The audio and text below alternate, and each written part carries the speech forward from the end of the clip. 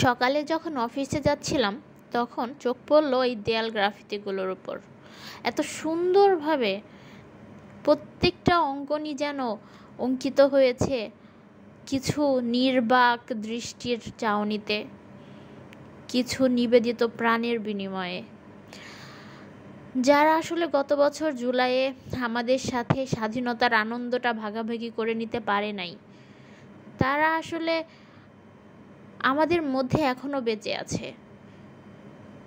কিভাবে? এই গ্রাফিতিগুলোর মাধ্যমে।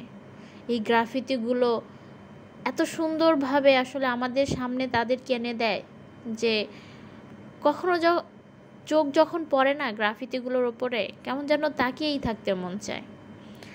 যেই প্রজন্মটা চলে গেছে আর যে প্রজন্মটা তাদেরকে ধারণ করে আছে, আসলে এই দুইটা প্রজন্মের কাছেই না আমরা বেশ ঋণী, আমরা অনেক কৃতজ্ঞ।